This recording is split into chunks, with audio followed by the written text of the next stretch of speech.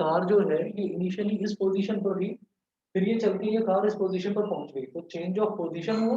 पहले कार यहाँ पर थी, फिर ये कार यहाँ पर आ गई, तो इसका मतलब क्या है कि इसमें मोशन हुआ है। मोशन की वजह से ही पोजीशन चेंज होती है, तो change of position is called motion. ठीक। उसके बाद जो बहुत सारी चीजें हैं, तो मैं आपको इसमें नोट तो आप चाहें तो कर लें, नहीं तो कोई बात नहीं, जो न्यूमेरिकल पोर्शन होगा वो वाला नोट कर लेना, बाकी जो नोट्स हैं वो मैं आपको व्हाट्सएप कर दूंगा। ठीक है।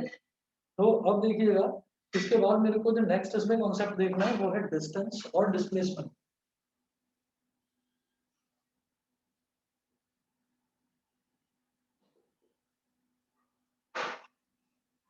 डिस्टेंस और displacement.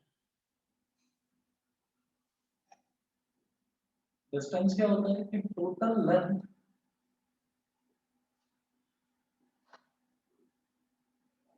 Of the path, total length of the path covered by a body, total length of the path covered by a body.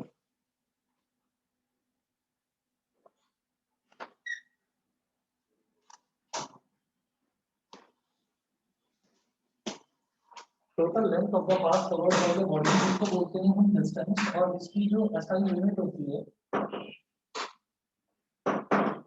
इसकी एसआई यूनिट होती है मीटर, शॉर्ट में हम एम बोल देते हैं, एसआई यूनिट होती है मीटर। फिर देखिएगा नेक्स्ट है displacement.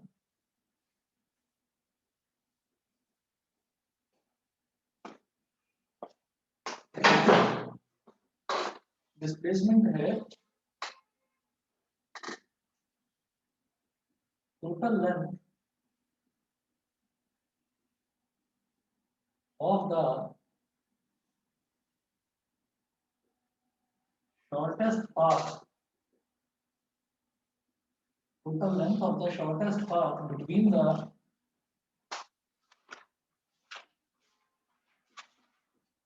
initial and final position of a body। जो डेफिनेशन आपको लिखवा रहा हूँ ये नोट करने की उतनी ऐसा जरूरत नहीं है, क्योंकि ये मैं इसके आपको नोट्स भेज दूंगा, तो इसकी ऐसी जरूरत आपको नहीं है। जो न्यूमेरिकल पोर्शन या डेरिवेशंस करवाऊंगा वो नोट कर लेना। और इसकी भी जो एसआई यूनिट होती है, इसकी भी एसआई यूनिट मीटर होती है। इट हैज अ डायरेक्शन,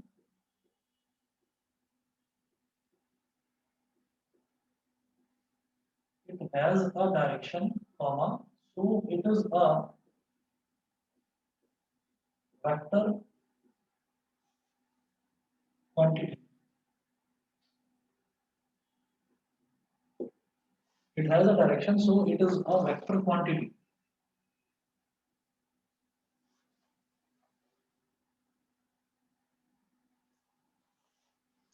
अब इसमें हमें ये देखना है कि मैं दोनों में ना, दोनों में एक बार डिफरेंस जो है वो डिफरेंस देखना चाहता हूँ कि दोनों में डिफरेंस किस तरीके से क्या होता है। आप ये देखिएगा कि अगर ये पॉइंट ए है, पोजीशन ए है, यहाँ से एक ऑब्जेक्ट चला पोजीशन बी तक पहुंचा, मान लीजिए ये डिस्टेंस है 2 मीटर, फिर 3 मीटर वो नीचे की तरफ चला, फिर यहाँ पर आ गया पॉइंट सी पर, फिर 2 मीटर वो फिर से राइट की तरफ चला, और फिर वो मान लीजिए 5 मीटर तो ऐसे चला, ए बी सी डी और ई। तो इसमें ना हम डिस्टेंस अगर बोलेंगे तो डिस्टेंस कितना हो जाएगा, 2 + 3 + 2 + 5, 2 मीटर ऐसे, 3 मीटर ऐसे, 2 मीटर ऐसे और 5 मीटर ऐसे। तो डिस्टेंस हो गया 2 + 3 + 2 + 5, 2 + 3 5, 5 + 2 सर 12 मीटर।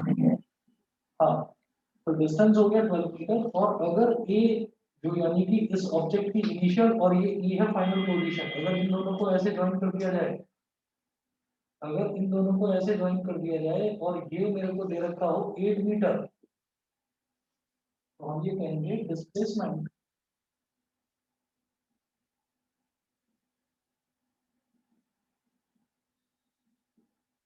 डिस्प्लेसमेंट हो जाएगा 8 मीटर। बताइए क्लियर है? हाँ। तो डिस्टेंस जो है, डिस्टेंस हमेशा क्या होता है,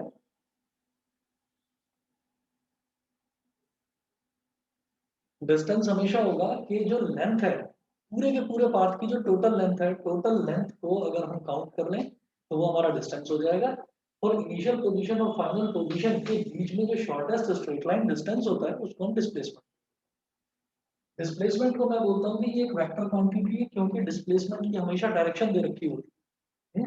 और जो हमारा डिस्टेंस है, डिस्टेंस की कोई डायरेक्शन नहीं होती, तो ये एक स्केलर क्वांटिटी होती है। ठीक है, क्लियर?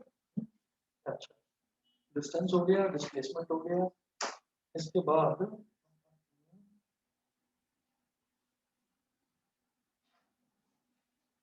एक पॉइंट ये है कि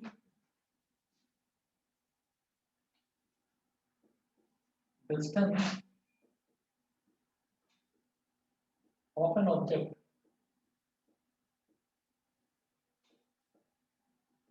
can not be zero by displacement can be zero. For example,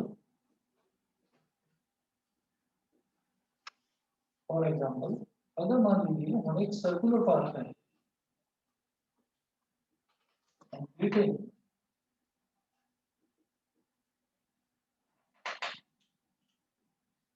a circular path,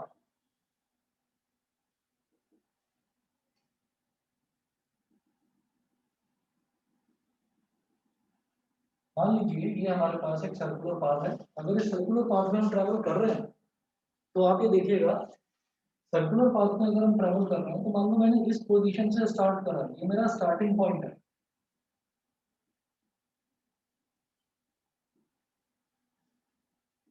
मेरा स्टार्टिंग पॉइंट है और मैं घूम के वापस इसी स्टार्टिंग पॉइंट पर आ गया, तो मेरा एंडिंग पॉइंट भी यही है। तो जब मेरा स्टार्टिंग पॉइंट और एंडिंग पॉइंट दोनों सेम है, तो स्टार्टिंग पॉइंट और एंडिंग पॉइंट के बीच में स्ट्रेट लाइन पाथ में कैसे निकालूं? तो निकाल ही नहीं सकता। तो दोनों के बीच में डिस्टेंस कितना हो गया? स्टार्टिंग और एंडिंग पॉइंट के बीच में जीरो। तो डिस्प्लेसमेंट क्या हो गया? जीरो। मतलब अगर मान लीजिए कि मैं किसी एक पॉइंट से स्टार्ट करता हूँ और घूम फिर कर वापस अपने इनिशियल पॉइंट पर ही आ जाता हूँ जिस पॉइंट से मैंने स्टार्ट करा था, तो मेरा डिस्प्लेसमेंट क्या होगा? जीरो। ठीक है, तो इन दिस केस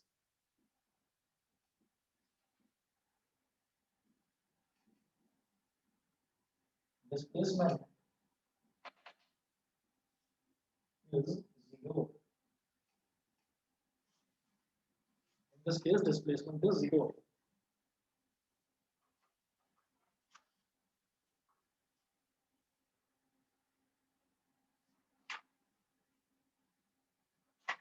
फिर है यूनिफॉर्म मोशन और non uniform motion.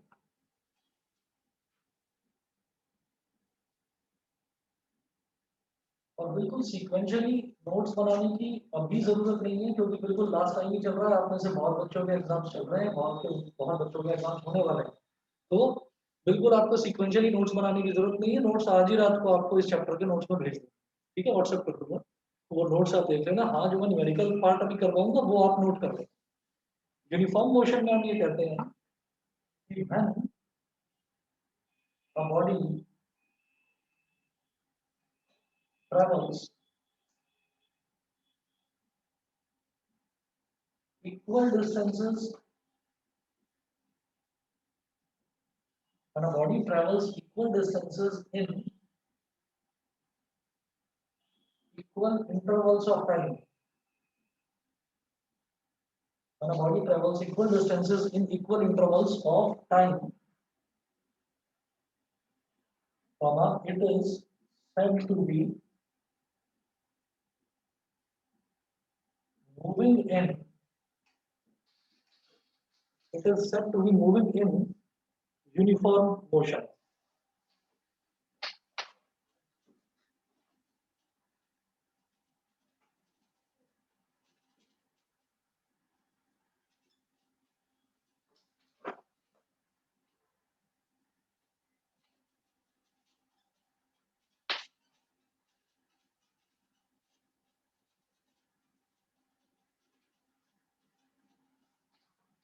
It is said to be moving in uniform motion.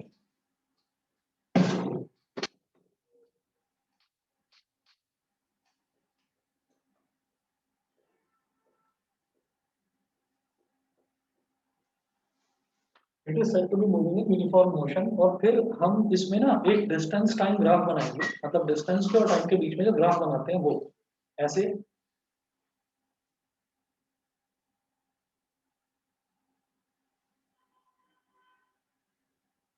इधर वाई एक्सिस पर दिखा दीजिए डिस्टेंस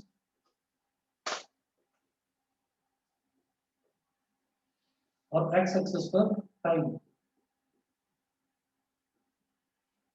ये ओरिजिन है 1 2 3 4। टाइम है हमारा सेकंड्स में और डिस्टेंस है मीटर में।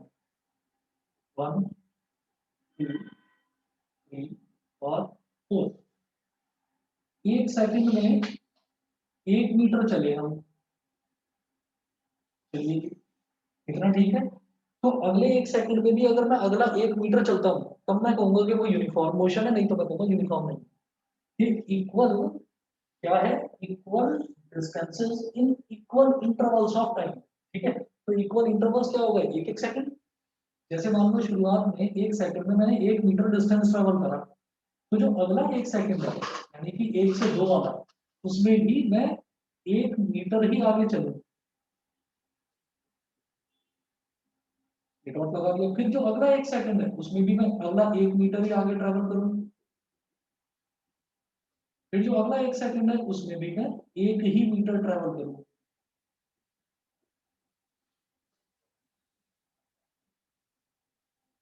तो ये जो लाइन है ये हमेशा स्ट्रेट लाइन बनती है। डिस्टेंस टाइम टाइम ग्राफ जो है वो हमेशा एक स्ट्रेट लाइन बनती है। तो इक्वल इंटरवल्स ऑफ टाइम में इक्वल डिस्टेंस ट्रेवल करना इज कॉल्ड यूनिफॉर्म मोशन। समझ गए, इसको यूनिफॉर्म मोशन बोलते हैं। ये 1 सेकंड में 1 मीटर, 2 सेकंड में 2 मीटर, 3 सेकंड में 3 मीटर, तो इक्वल होना चाहिए, सेम नहीं। यहाँ पर तो सेम लिया है मैंने कि एक ही सेकंड तो 1 ही मीटर। अलग भी इसका केस हो सकता है, कैसे? देखिए टाइम पे तो इक्वल इंटरवल्स वही होंगे, 1 second, 2 second, 3 second, 4 second. 0 1 2 3 4। Time है सेकंड्स में, डिस्टेंस है मीटर में। 1, सॉरी यहाँ पर ले लो आप 2, यहाँ पर ले लो 4, यहाँ पर ले लो 6 और यहाँ पर ले लो 8। तो 1 सेकंड में कोई बॉडी चलती है 2 मीटर, तो अगले 1 सेकंड में भी अगला 2 मीटर चले, फिर अगले 1 सेकंड में भी अगला 2 मीटर चले, मतलब 4 से 6 पर पहुंच जाए। फिर अगले 1 सेकंड में भी अगला 2 मीटर चले। तो यहाँ पर इक्वल इंटरवल ऑफ टाइम क्या है, एक एक सेकंड, और इक्वल डिस्टेंसेस क्या है, 2 2 मीटर। ठीक है, तो यहाँ पर हम ये कहेंगे कि speed time graph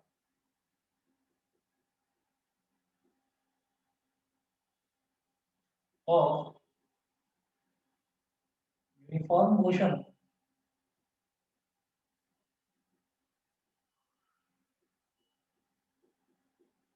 is a straight line, is a straight line as shown.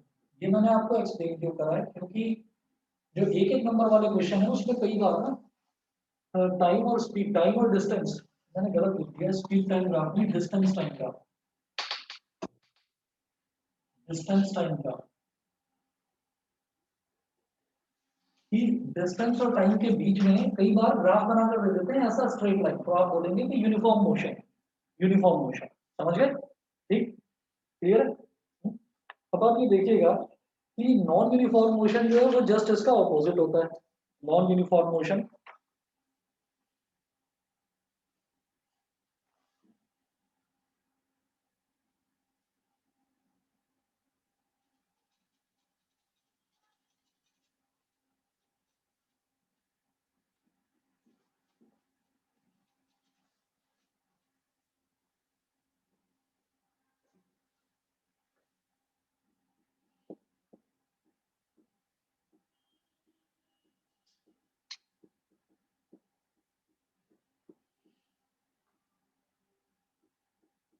Non uniform motion क्या है? ये यूनिफॉर्म मोशन का जस्ट अपोजिट हो गया कि यूनिफॉर्म मोशन में कहते हैं when a body travels equal distances in equal intervals of time, तो उसको तो बोलते हैं uniform motion. When a body travels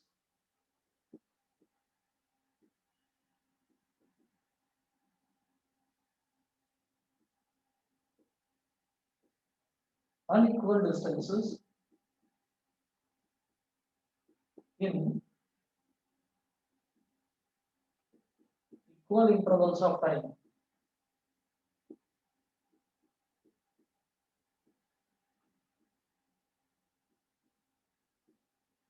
then the body is said to be moving in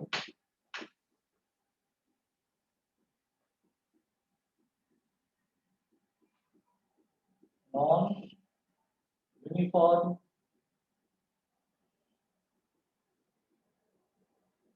motion। इसमें जो डिस्टेंस और टाइम का ग्राफ बनेगा वो नॉन यूनिफॉर्म बनेगा। मतलब ये तो यूनिफॉर्म है स्ट्रेट लाइन, उसमें क्या बनेगा भाई, टाइम ऐसे इधर सेकंड्स में और डिस्टेंस इधर मीटर में। तो डिस्टेंस के अलग अलग लेवल, टाइम के अलग अलग लेवल दिखाने की जरूरत नहीं है, ऐसा एक ग्राफ बना तो बोल देना non uniform motion.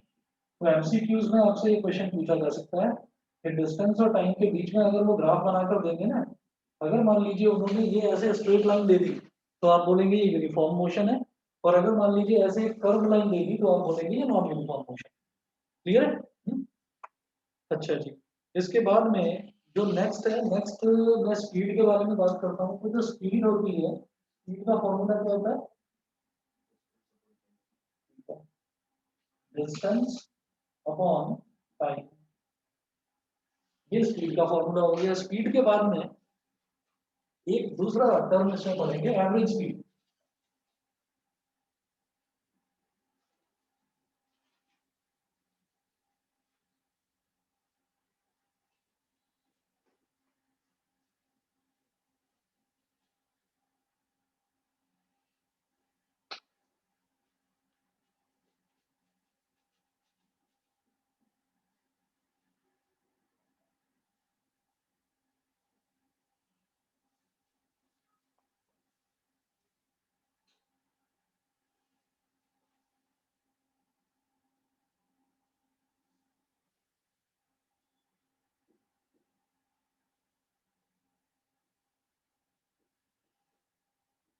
Average speed हो जाएगा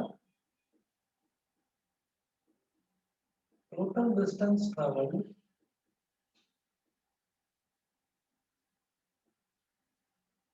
upon total time taken.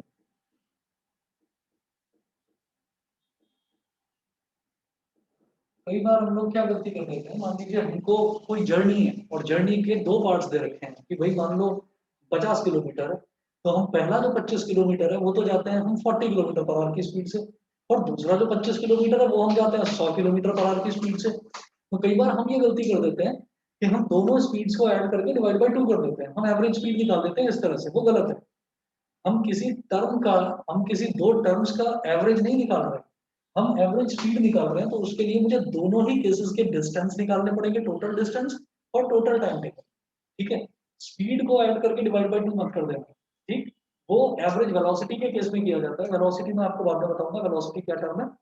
Average speed के केस में total distance travelled upon total time taken.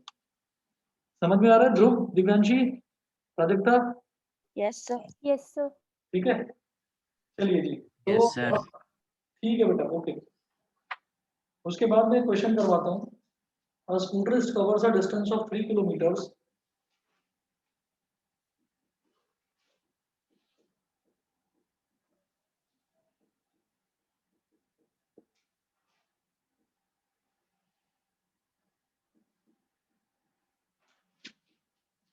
a scooterist covers a distance of 3 kilometers in 5 minutes.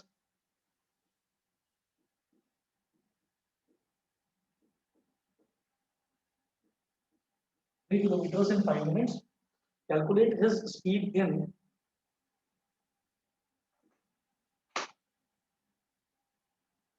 calculate his speed in first part है centimetre पर second,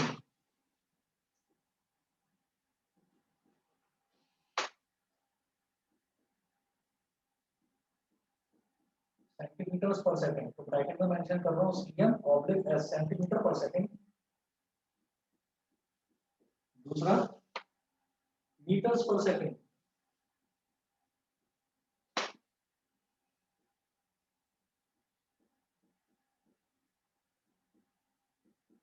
metres पर second. तीसरा kilometres per hour,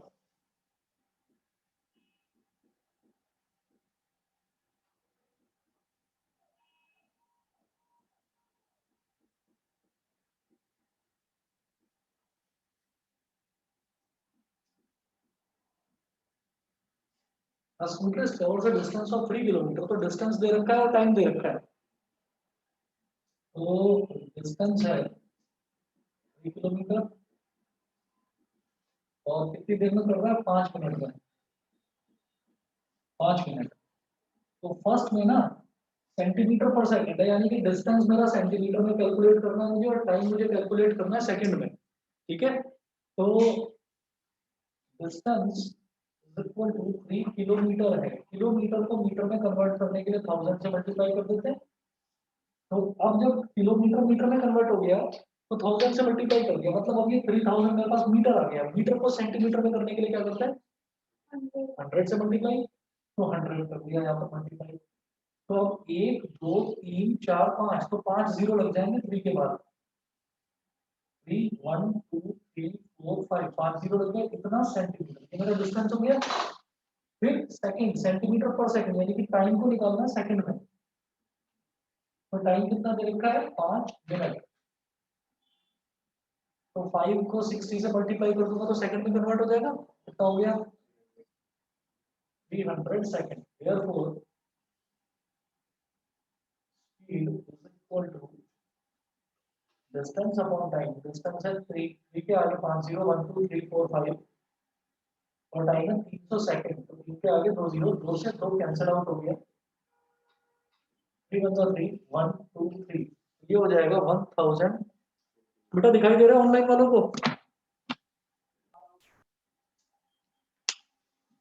अरे दिखाई दे रहा है सबको, सर नीचे गायब हो रहा है। अब दिखाई दे गया, यस सर। चलो ठीक है।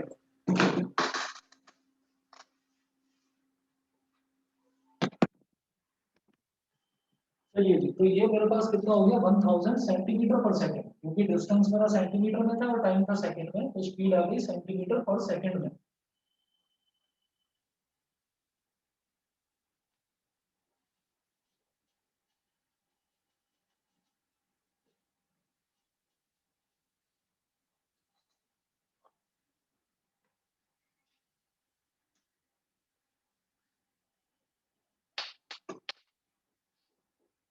थाउजेंड सेंटीमीटर पर सेकंड। फिर सेकंड पार्ट की बात करते हैं। सेकंड पार्ट में देखिएगा, सेकंड पार्ट में इन्होंने बोला है कि अब मेरे को स्पीड निकालनी है किसमें, मीटर्स पर सेकंड में, तो डिस्टेंस को निकालिए पहले मीटर में। डिस्टेंस दे रखा है 3 किलोमीटर, तो मीटर में कैसे निकलेगा, इसको 1000 से मल्टीप्लाई कर दीजिए, 3000 मीटर। और टाइम है सेकंड में, मैं पहले निकाल चुका हूँ, सेकंड में कितना, 300 सेकंड, तो t is equal to 300 second. therefore speed is equal to distance upon time, मतलब 3000 अपॉन 300, तो 2 0 से 2 0 कट गया, 3 10 30, ये आ गया 10 मीटर पर सेकंड। अब थर्ड पार्ट देखिएगा, थर्ड पार्ट में बोल रहे हैं किलोमीटर पर आवर में कन्वर्ट करना है। डिस्टेंस दे रखा है 3 किलोमीटर और टाइम दे रखा है कितना, 5 मिनट। तो डिस्टेंस 3 किलोमीटर है, तो इसको तो किलोमीटर में ही रहने देंगे, लेकिन टाइम को आवर्स में कन्वर्ट करना होगा, तो ये हो जाएगा 5 अपॉन 60।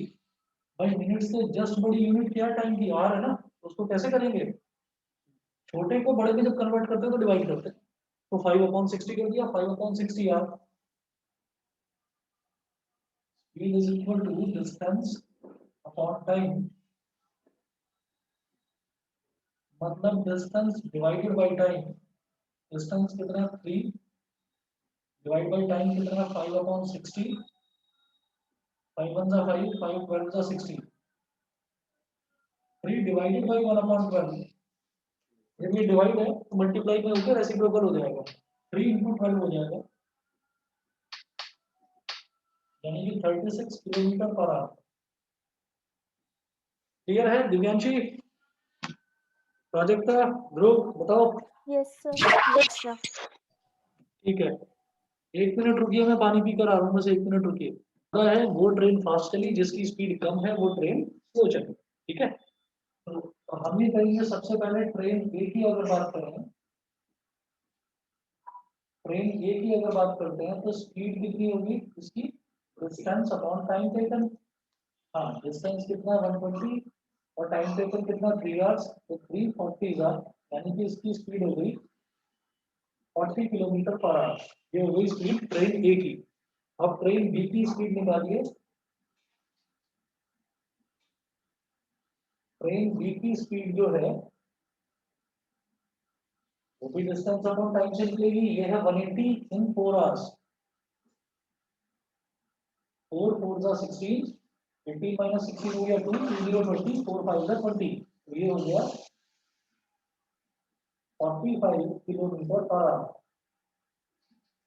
तो ऑब्वियस सी बात है कि फास्ट कौन चला, ट्रेन बी, क्योंकि ट्रेन बी की स्पीड ज्यादा है।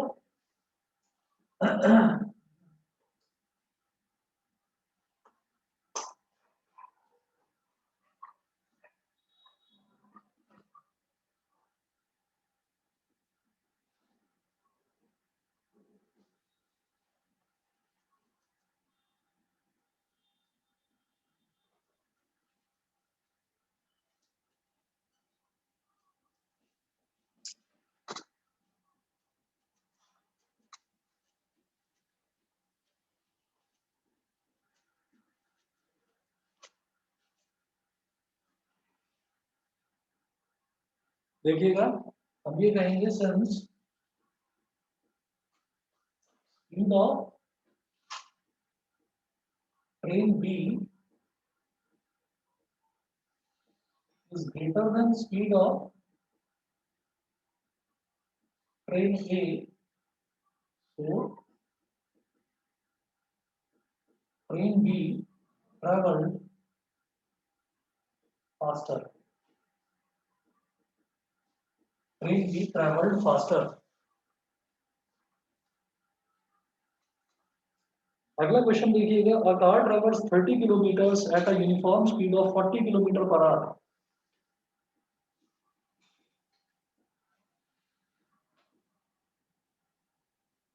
बाकी क्लियर है, 40 मिनट न्यूमेरिकल से है तो कर सकते हैं। A car travels 30 kilometer at a uniform speed of 40 kilometer per hour. 30 kilometer at a uniform speed. A car travels 30 kilometer at a uniform speed of 40 kilometer per hour. Uniform speed of 40 kilometer per hour, and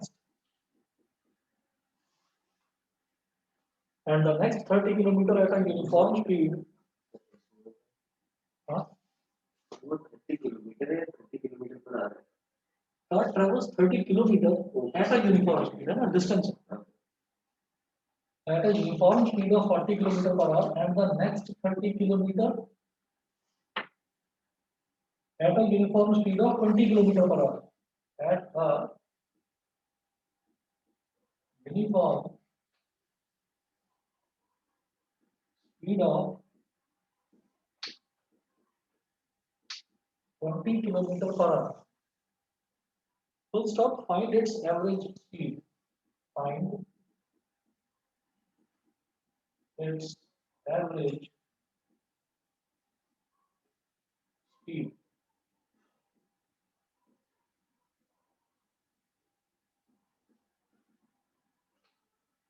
हम ये कहेंगे first part of journey,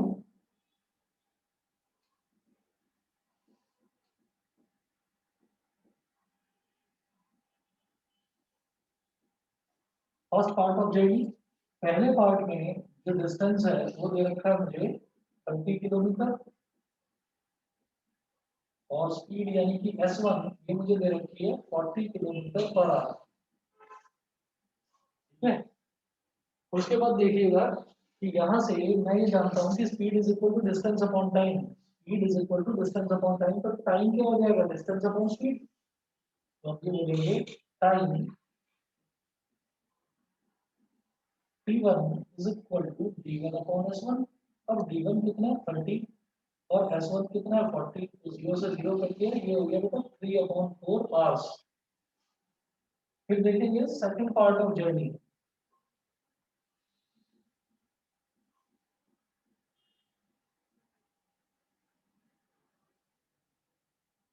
second part of journey में क्या होगा, distance है d2, तो अब उन्होंने बोला एंड द नेक्स्ट 30 किलोमीटर, यानी कि अगला जो सेकंड पार्ट है उसमें भी डिस्टेंस 30 किलोमीटर है at a uniform speed of 20 kilometre per our.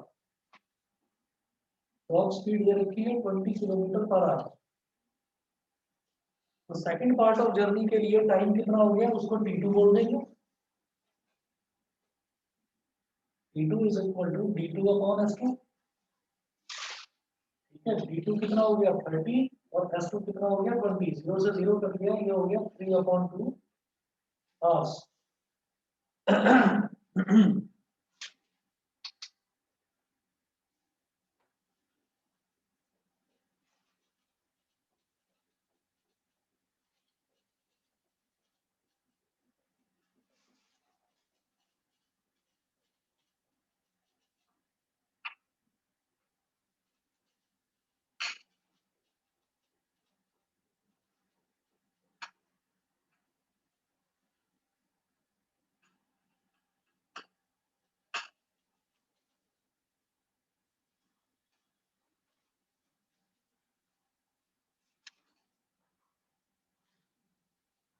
तो ये हो गया मेरे पास T1 और T2। अब एवरेज स्पीड को पूछ रहे हैं, तो एवरेज स्पीड होता है, एवरेज स्पीड का फॉर्मूला होता है total distance travelled upon total time taken. ठीक है, तो अब हम निकालेंगे एवरेज स्पीड।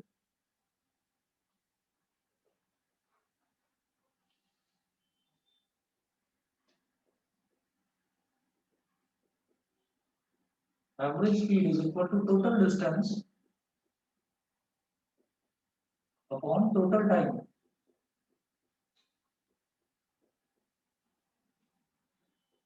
देखिए टोटल डिस्टेंस कितना है d1 प्लस d2,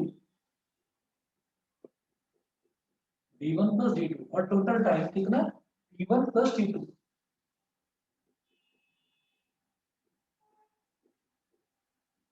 d1 कितना है 30, d2 कितना है, ये भी 30,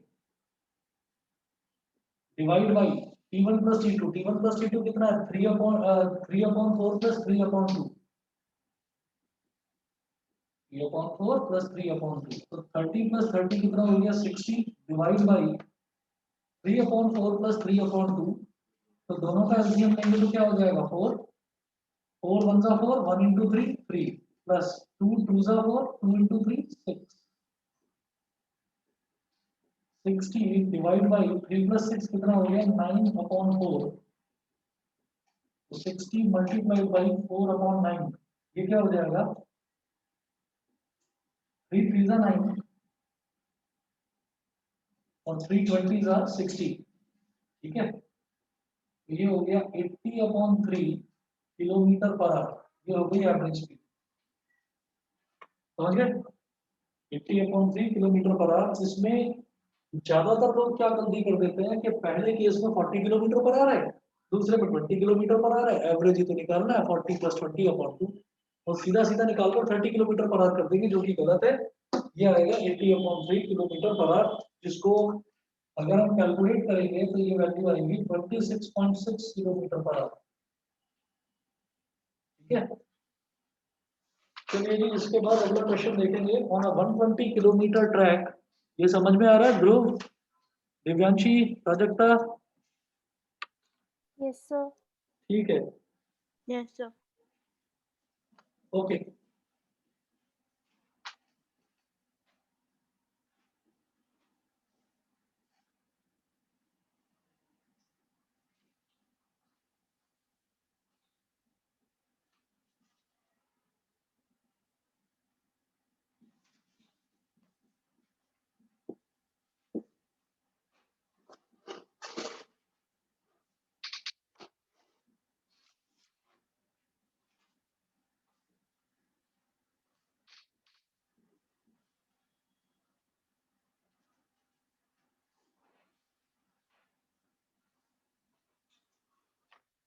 नेक्स्ट क्वेश्चन देखिएगा। On a 120 kilometre track a train travels the first 30 kilometre.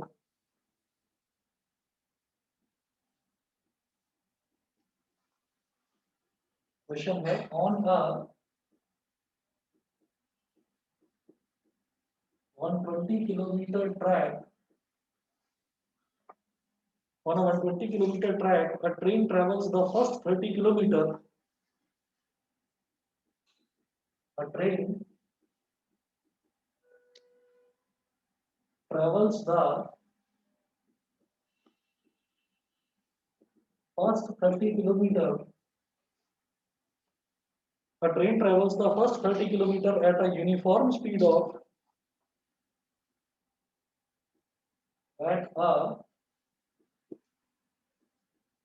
uniform speed of a train travels the first 30 kilometer at a uniform speed of 30 kilometer per hour, at a uniform speed of 30 kilometer per hour. How fast must the train travel the next 90 kilometer? How fast must the train travel the next? How fast must the train travel the next? How fast must the train travel the next 90 kilometers? Next 90 kilometers, so as to average 60 kilometers per hour for the entire trip. So as to average 60 kilometers per hour for the entire trip.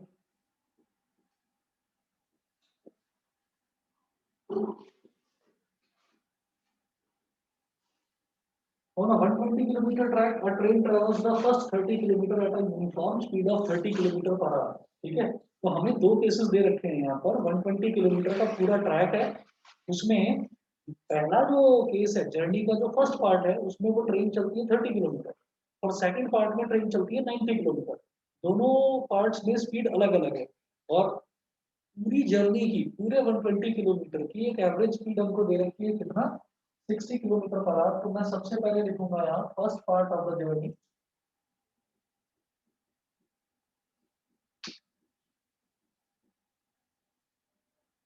First part of the journey, इसमें हमारा distance जो है वो है 30 kilometre और जो speed है वो भी 30 किलोमीटर पर आवर। ठीक है, तो टाइम क्या हो जाएगा, T1 is equal to D1 upon S1, यानी कि 30 अपॉन 30, तो ये बेटा हो गया 1 आवर। उसके बाद हम कैलकुलेट करेंगे सेकंड पार्ट ऑफ जर्नी।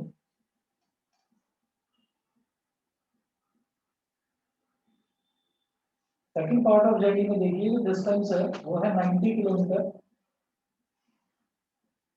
और जो स्पीड है वो मुझे नहीं पता, तो उसको मैंने x मान लिया।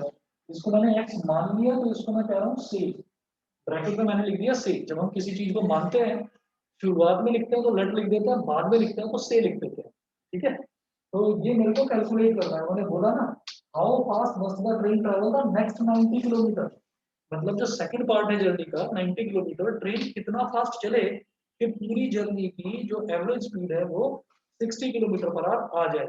ये ये पूछा है मैंने। तो यहाँ से अगर मैं टाइम निकालूंगा v2 अपॉन s2 कितना हो जाएगा 90 अपॉन x 90 अपॉन x आर कितना हो गया। ये करने के बाद में फिर मुझे वही निकालना है एवरेज स्पीड का formula.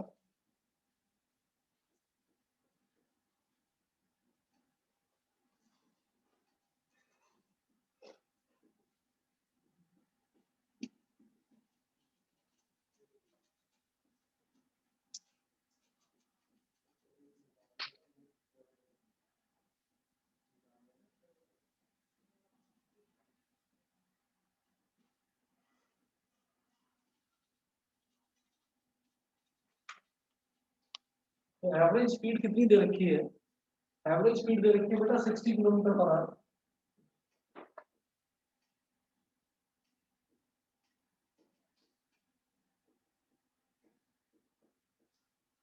Sixty kilometre per hour और एवरेज स्पीड का फॉर्मूला क्या होता है total distance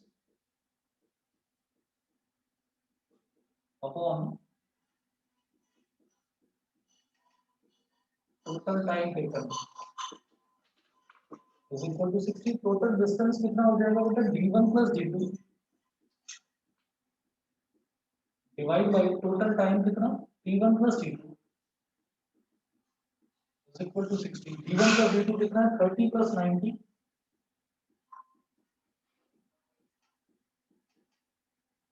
divide by t1 plus t2। t1 कितना है 1 और t2 कितना है 90 upon x is equal to 60। LCM लीजिए इसका 30 प्लस 90 तो हो गया 120 डिवाइड बाय जब इसका एलसीएम लेंगे तो x into 190 x plus 90 upon x हो जाएगा इज इक्वल टू 60। ये हो गया 120 multiplied by x upon x plus 90 is equal to 60। 61 का 60 62 का 120 ये क्या हो गया 2 मल्टीप्लाइड बाय x यानी कि 2x upon x plus 90 is equal to 1 ये हो गया। अब क्या करिए क्रॉस मल्टीप्लाई करो तो 2x is equal to 1 into x plus 90 कितना हो जाएगा x plus 90 इस x को इधर ले आओ तो 2x minus x is equal to 90 मतलब x is equal to कितना हो गया 90 किलोमीटर पर आवर। अगर फर्स्ट पार्ट जो है सॉरी सेकंड पार्ट की स्पीड जो है सेकंड पार्ट की स्पीड अगर 90 किलोमीटर पर आवर रहेगी तो टोटल जर्नी की average speed 60 kilometre per hour आ जाएगी। कैलकुलेशन में कहीं भी प्रॉब्लम तो नहीं क्लियर है।